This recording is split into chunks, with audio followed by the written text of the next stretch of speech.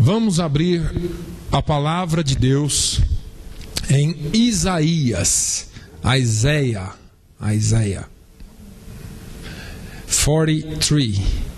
Isaías 43. Isaías 43, eu vou usar 2 versículos. Deus colocou uma palavra no meu coração, eu quero ser fiel àquilo que Deus falou comigo. Isaías 43, versículos 18 e 19. Diz assim a palavra de Deus: Não vos lembreis das coisas passadas, nem considereis as antigas. Eis que farei uma coisa nova, e agora sairá à luz. Porventura não a sabereis? Eis que porei um caminho no deserto e rios no ermo. Aleluia. Essa palavra falou demais no meu coração essa semana. O Senhor é o Deus que abre portas onde não tem portas. O Senhor é o Deus que conserta o que não tem conserto.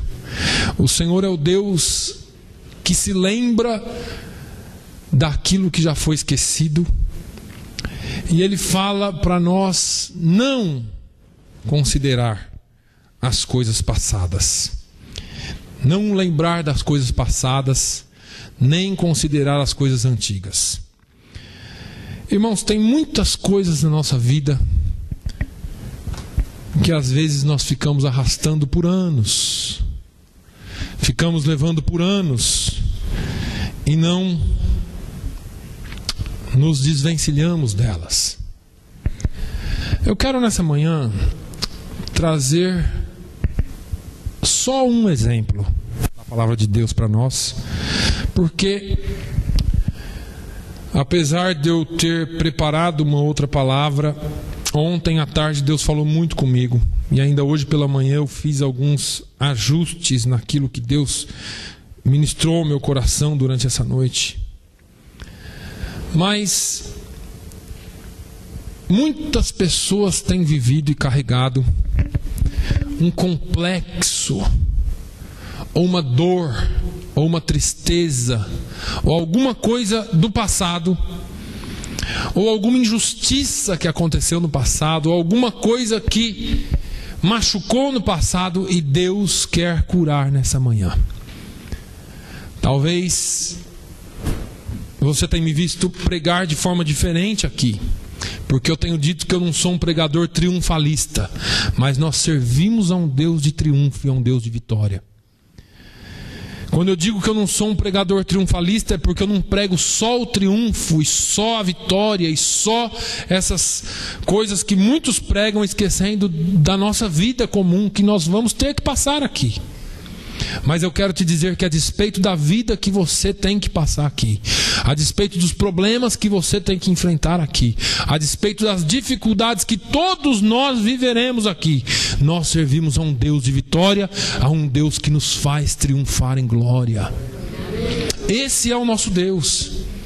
Quando eu vejo a história de um homem na Bíblia, eu me lembro em 1 Samuel, no capítulo 18, 1 Samuel, chapter 18, nós vamos encontrar Davi e Jonatas. A Bíblia diz: e sucedeu que, acabando ele de falar com Saul, Davi estava lá para falar com Saul, a alma de Jonatas se ligou com a alma de Davi, e Jonatas o amou como a sua própria alma. 1 Samuel 18. No versículo 3 diz que Jonatas e Davi fizeram aliança. E de novo a Bíblia fala: porque Jonatas o amava como a sua própria alma. E Jonatas se despojou da capa que trazia sobre si e a deu a Davi. como também os seus vestidos e até sua espada e seu arco e o seu cinto. Jonatas naquele dia estava dizendo para Davi: olha, você é meu irmão e tudo que eu tenho pode ser seu também. Aqui já existia alguma coisa de Deus. Eu quero falar um pouquinho sobre aquilo que Deus faz na nossa vida com antecedência.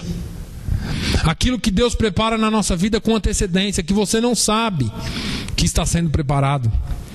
Davi e Jonatas tiveram uma amizade muito curta, de pouquíssimo tempo. Mas por muitas vezes depois disso aqui, se você quiser ler 1 Samuel na sua casa depois, você vai ver que Saul, o pai de Jonatas, tentou contra a vida de Davi por muitas vezes. Ele tentava matar Davi a todo custo. E ele chegou a dizer a Jonatas: Jonatas, por que você defende tanto a Davi? Enquanto Davi estiver vivo, você não tem trono. Saul já sabia no seu coração que Deus tinha escolhido a Davi para ser rei. Agora ele fala para Jonatas: Jonatas, por que você defende tanto? E Jonatas fala: por que você persegue tanto? Ele só luta ao nosso favor. Todas as vezes que Saul tentou matar Davi, Jonatas deu um jeito de avisar, até por código. Depois você lê lá na sua casa. Agora, Saul, antes de Saul morrer, em 1 Samuel 20, 42, Jonatas e Davi faz outra aliança. E Jonatas e Davi conversam entre si e falam: olha, se eu morrer, você cuida dos meus filhos, da minha semente.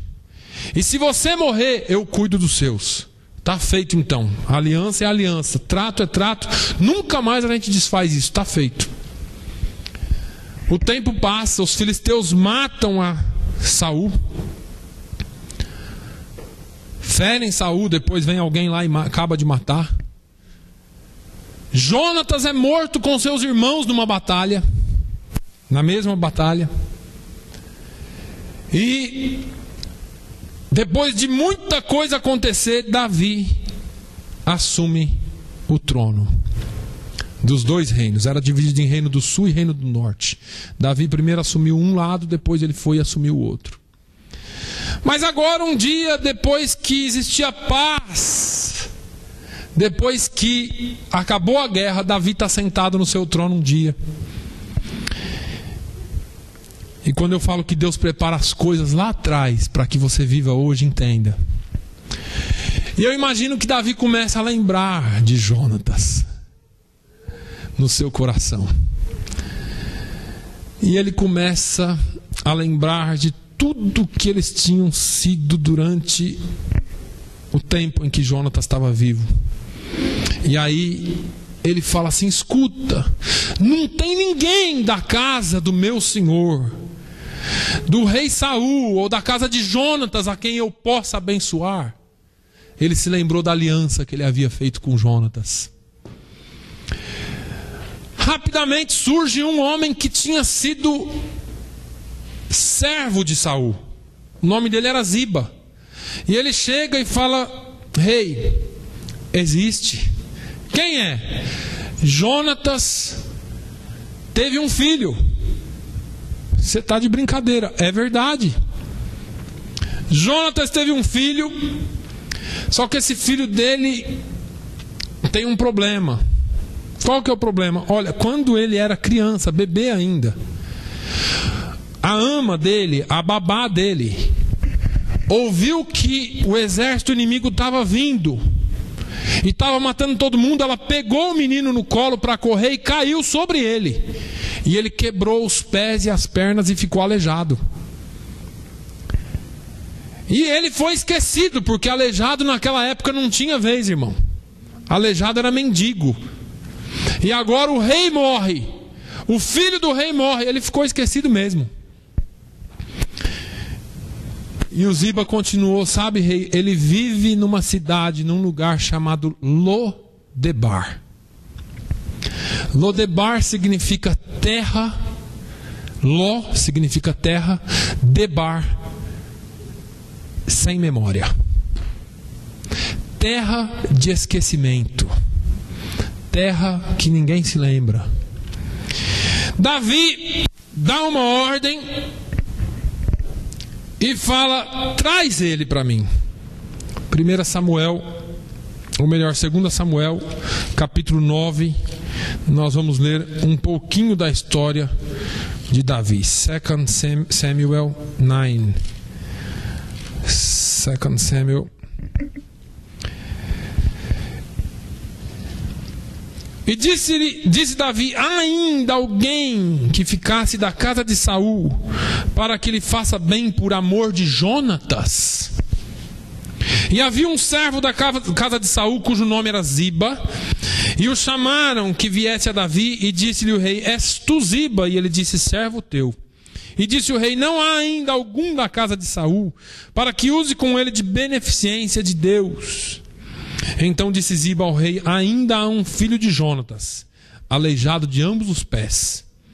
E disse-lhe o rei: onde está? E disse Ziba ao rei: eis que está em casa de Maquir, filho de Amiel, em Lodebar.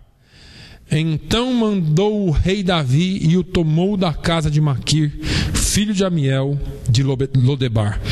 E vindo Mefibosete, filho de Jonatas, o filho de Saul, a Davi, se prostrou com o rosto por terra e se inclinou e disse Davi: Mefibosete. E ele disse: eis aqui teu servo. E disse-lhe Davi: não temas, porque de certo usarei contigo de beneficência por amor de Jonatas teu pai. E te restituirei todas as terras de Saul teu pai, e tu de contínuo comerás pão à minha mesa. Então se inclinou e disse: quem é teu servo, para tu teres olhado para um cão morto, tal como eu? Para aí. Irmãos, quando eu leio essa história, eu quero fazer uma figura de linguagem aqui hoje, e eu espero que os irmãos me entendam, porque isso é permitido. Eu quero fazer uma imagem aqui do rei Davi. Quero que você pense nele como rei, Jonatas como um grande amigo, e esse servo, esse filho de Jonatas, como alguém esquecido, como alguém que está numa terra sem lembrança, como alguém que foi abandonado de família real. Ele passa agora a viver de favor, aleijado numa terra de esquecimento. O interessante é que Davi mandou buscá-lo. Vai buscar a Mefibosete. Os homens buscam a Mefibosete. E eu quero abrir o primeiro parênteses aqui hoje, porque se você pensa que você veio, você não veio. O rei mandou te buscar. Quando você ainda estava numa terra de esquecimento, quando você ainda estava numa terra de angústia, numa terra de sofrimento e dor, o rei mandou alguém lá te buscar. Mandou alguém falar com você e dizer: venha, porque o rei te chama. Deus, através do seu Espírito Santo, foi tocar lá onde precisava para que você viesse ouvir a sua palavra. E você veio. Talvez você veio com complexo de inferioridade.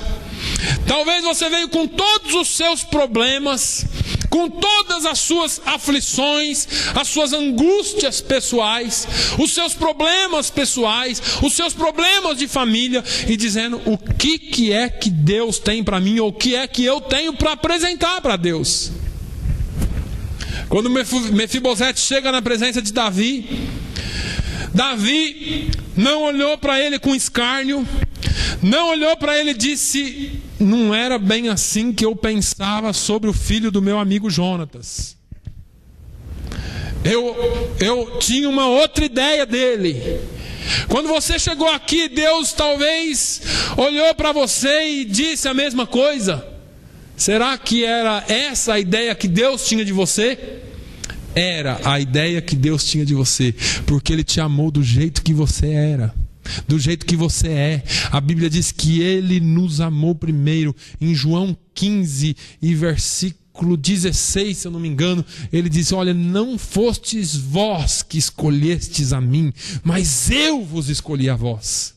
Foi Ele quem te chamou.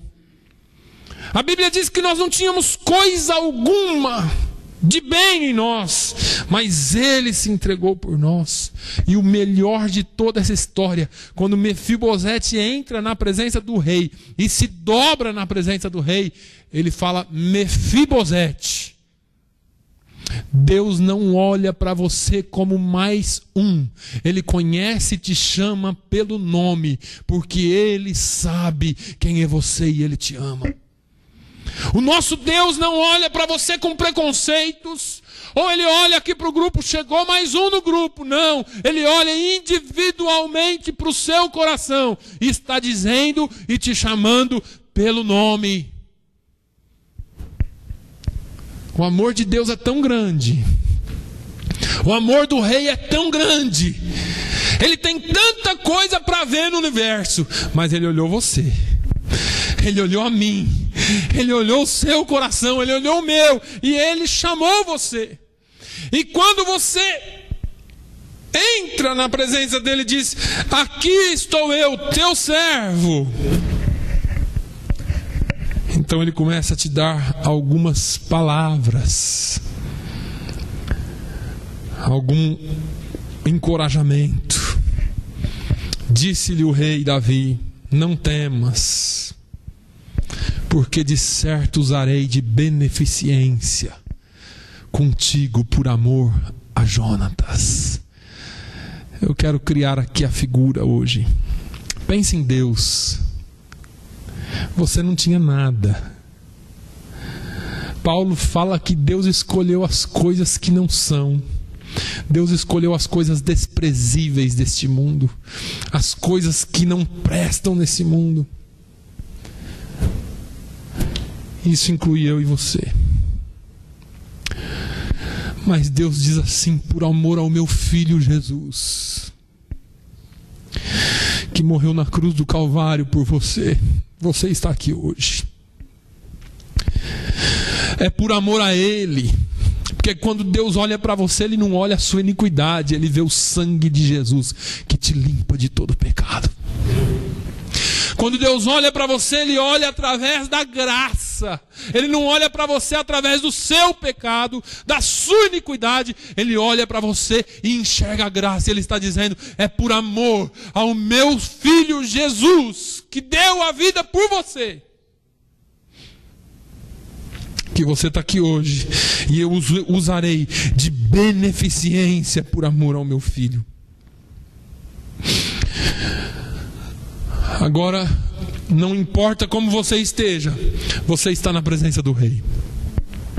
E na presença do rei, a graça, porque alguém deu a vida por você, alguém fez uma aliança por você.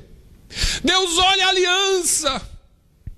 Hoje de manhã o pastor falou aqui que o símbolo do cristianismo é a cruz e não a balança. Quem te julga são os homens, quem te julga é a religião. Deus olha para você através da cruz. A cruz é a eterna aliança entre você e Deus. É pela cruz que Ele olha você, é pela graça, é pelo sacrifício de Jesus na cruz do Calvário. Ele não olha o teu pecado nem a tua iniquidade, porque estes já foram colocados de lado. Este Jesus já tirou, este Jesus já lavou. E muitas vezes nós estamos carregando isso ainda. E Deus está falando assim: olha, tudo aquilo que te foi roubado, tudo aquilo que te foi tirado, eu restituirei. Aleluia. Existe além do perdão, existe uma palavra de restituição para a tua vida.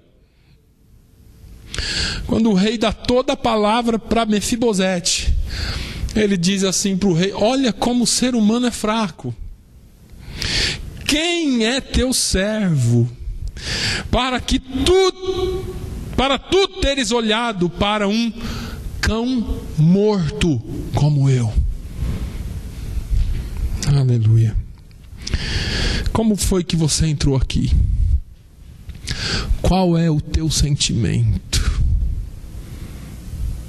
Tem tanta gente entrando na presença de Deus se sentindo tão desprezível, tão nada, tão destruído. Parece que o diabo amacetou, pisou em cima e você está se sentindo como se fosse nada. Sabe o que é um cão morto? Você não sabe, você nem olha. Você passa, olha e fala: atropelaram. Está morto no meio do caminho. Alguém passou em cima, alguém passou com o carro, matou. Está o cão morto lá jogado. E se a prefeitura não recolher, ninguém recolhe. Fica morto lá até os bichos comer. Quem é o teu servo para que tu olhes para ele? Esse cão morto, esse nada. E eu já disse aqui, Paulo vem falando, ele escolheu as coisas desprezíveis desse mundo. Ele escolheu as coisas que não são. Ele escolheu as coisas mínimas, as coisas as mais pequenas, para confundir as que são, as que pensam que são e as que achavam que eram. Quando as pessoas estão dizendo: você é desprezível, Deus olha para você com um olhar de misericórdia e beneficência. Quando as pessoas disseram para Mefisbosete: olha, seu avô morreu, o rei, o seu pai, que era o príncipe, morreu, você trata de fugir daqui porque você só não passa de um aleijado. Mefisbosete foi para onde? Terra de esquecimento. Ninguém se lembra. Mas a beneficência de Deus, a misericórdia de Deus, mesmo quando você estava desprezado, mesmo quando você estava deixado de lado, mesmo quando ninguém mais acreditava em você, Jesus te achou. E por amor a Ele, Deus olha para você e vê em você alguém em que Ele pode restituir. Restituir o quê, pastor? Usarei de benevolência, de beneficência por amor de Jonatas, teu pai. E te restituirei todas as terras de Saul, teu pai. E de contínuo tu comerás pão à minha mesa. Deus está dando uma promessa de restituição em muitas áreas da sua vida. E eu estou falando isso, irmãos, não é porque eu já falei, eu não sou um pregador triunfalista, mas eu estou falando isso da parte de Deus. Deus vai restituir algumas coisas na sua vida. A vergonha que você passou, o problema que você enfrentou, a dificuldade que você talvez esteja enfrentando, as tristezas que talvez você passou, Deus vai restituir a sua alegria, a sua paz, e tudo aquilo que um dia foi tirado, Deus restituirá. Deus restitui. E a melhor coisa que Ele faz, quando tem a restituição, Ele fala: não acabou. Aqui você comerá na minha mesa. Você comerá do pão que eu tenho para lhe dar. Você comerá daquilo que todo dia eu como. Eu me lembro daquela mulher que chegou e Jesus disse, aquela mulher Ciro-Fenícia. Jesus disse: não é lícito eu pegar do pão da mesa e dar para o filho, para o cachorrinho, o pão do filho, e dar para o cachorrinho, se referindo a ela, a um cãozinho. E ela diz assim: mas também os cachorrinhos, os cãozinhos, comem das migalhas que caem da mesa do seu Senhor. Sabe qual que é a sua diferença para aquela mulher? A minha e a sua diferença para aquela mulher Ciro-Fenícia? Jesus considerou ela a um cãozinho e mesmo assim ela foi abençoada. Eu quero te dizer que você não é um cãozinho. Você é filho. E filho come na mesa com o Pai. Filho não fica mendigando migalhinha na mesa do Pai. Ele tem uma mesa posta para você todos os dias.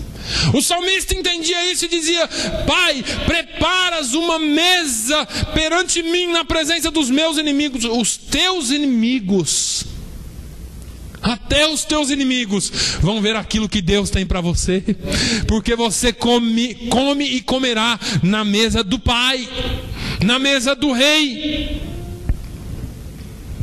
Pastor, eu ainda estou me sentindo um cão morto. Não tem problema. Não tem problema. O Senhor quer curar as tuas feridas. Aquilo que você pensa que você é, aquilo que você pensa que você não vale, Deus olha para você e vê Jesus em você. A partir do momento que você recebeu Jesus, as tuas falhas, os teus problemas ficam de lado. E Deus olha você através da graça. Irmãos, enquanto você não entender a graça de Deus, você não pode ser feliz com Deus. Porque o diabo todo dia fala para você que você não presta. Todo dia ele fala, mas você pensa que você é o quê? Todo dia ele fala que você é ruim. E é. Nós, como seres humanos, não temos muita coisa de bom para apresentar, a não ser quando Jesus entra. Porque quando ele entra, começa a haver uma transformação, começa a haver uma renovação. Você ia na direção errada, agora você se converte e passa a ir pelo caminho certo. E aí Deus começa a olhar para você através da graça de Deus, sob as lentes da graça. Eu já disse aqui que todas as vezes que você peca, que eu peco, e que o diabo aponta e fala: tá vendo lá, Deus, aquele pastorzinho daquela cidadezinha, daquele povinho, é o acusador. Alguém entra na frente e diz assim: Pai, eu paguei o preço, eu tenho as marcas da cruz, eu carrego as marcas da cruz. E olha lá para ele, ele tem a minha marca, ele tem o selo do Espírito Santo, ele já foi comprado, ele já foi lavado, ele já foi remido pelo sangue do Cordeiro. Não existe mais impureza nele.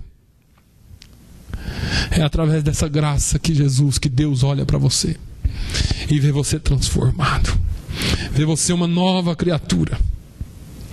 Quando Deus te chama, quando você se apresenta para Deus como você fez, as coisas mudam. E você precisa começar a entender isso. Porque agora você não mora mais em Lodebar. Agora você vai morar na casa do rei. Agora você não vai mais comer qualquer comida, você vai comer na mesa do rei. Agora você não vai vestir mais qualquer coisa, porque agora a sua vestimenta será a vestimenta de justiça que o rei te deu.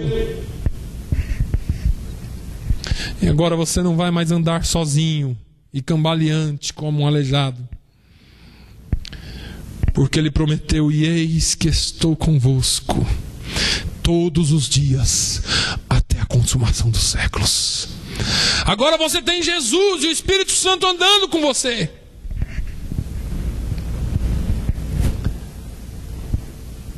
Tudo aquilo que você carregava ou carrega como lembranças do passado, como tristezas, como angústia. Eu me lembro de Joel 2, 25 ou 26, Deus dizendo: o meu povo não será envergonhado.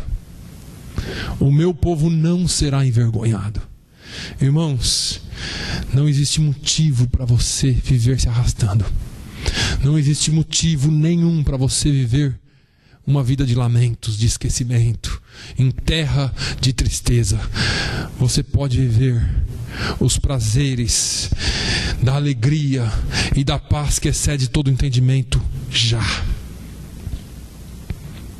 Basta você entender que você é filho do Rei e que Ele não te esquece jamais. O nosso Deus não te esquece jamais. Ele não te abandona jamais.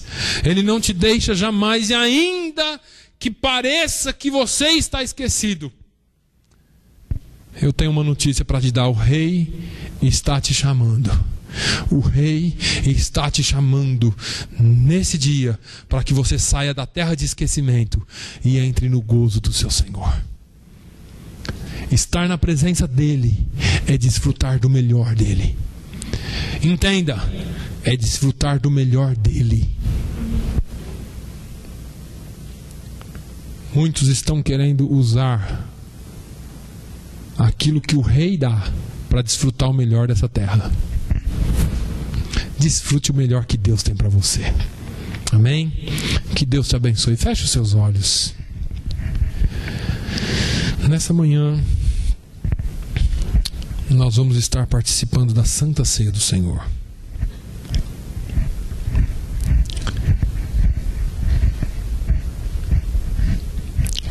Você já foi justificado. A palavra de Deus diz que se alguém pecar, existe um advogado diante do Pai que nos justifica. Eu vou te dar 1 minuto para falar com Deus. Só Ele te vê através dos olhos da graça. Só Ele te vê através dos olhos da graça.